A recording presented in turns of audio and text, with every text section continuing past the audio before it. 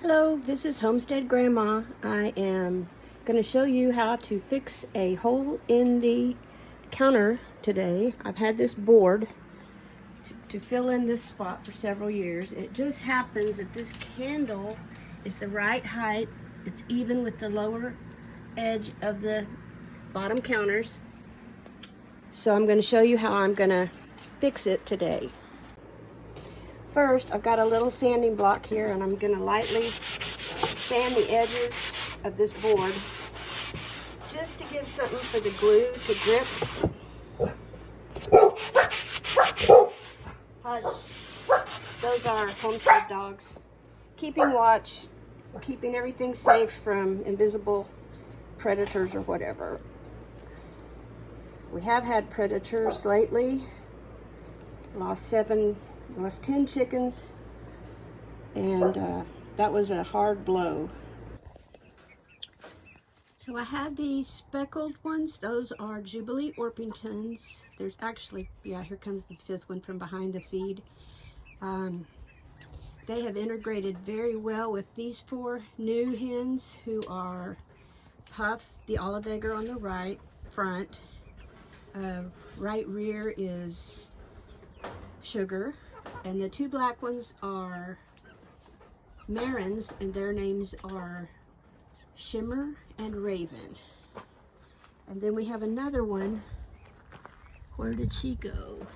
She is my Buff Orpington. There she is.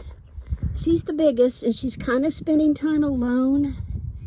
I think the other ones run from her a little bit, but she's actually adjusting pretty well, given the fact that she had 10 brothers and sisters wiped out by coyotes last week, and one brother who is now free-ranging in the barn and adjusting to life without females. He's so big, he can't be with these little tiny hens because they will not be as big as him.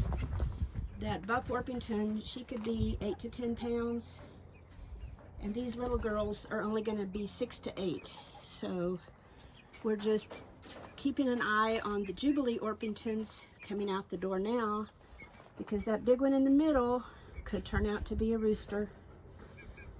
And if he does, he will be too big for those four little hens in the back, who will only get about 6 pounds each. There's Sugar now. I guess they know we're talking about them. And Raven and Shimmer and Puff back there. And they all just seem to get along very well. I had the Jubilee Orpingtons blocked off. Of course, they are still operating as a flock together, if you notice. And then these other guys. I haven't heard any squabbles since the first day. And the Buff Orpington, although she's only 6 months, she does continue to lay, even with all of these traumas in her life.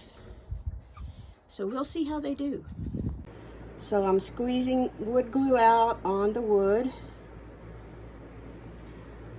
Got the wood spread with glue. I'm going to smooth it out with my fingertip, just real quickly.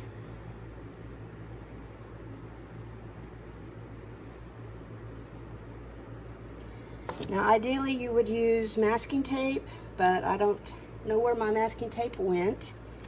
One of my biggest problems is finding things around here. So I'm going to cut off the piece of masking tape, of duct tape that I'm using, and have it ready.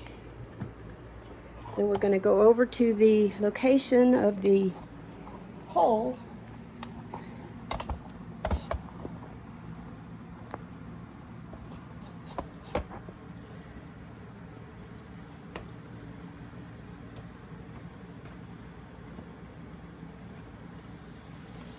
I'm bringing the wood in. I'm going to position it inside, which is a little bit tight, but there's a little rubber gasket on the dishwasher. And I'm pressing the wood snugly up against the countertop.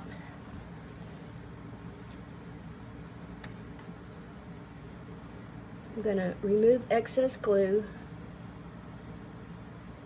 I'll come back and wipe that down with a wet sponge or paper towel.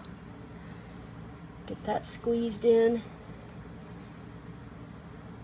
Put this little piece of tape just to be extra security.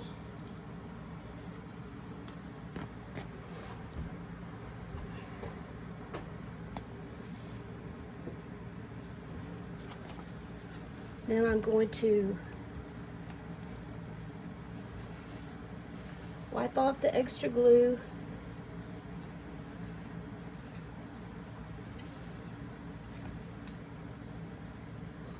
Make sure it's going to stay snugly in place.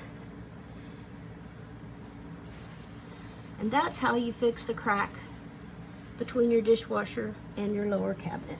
And this little rubber flange basically is a seal for the whole thing and keeps it completely closed.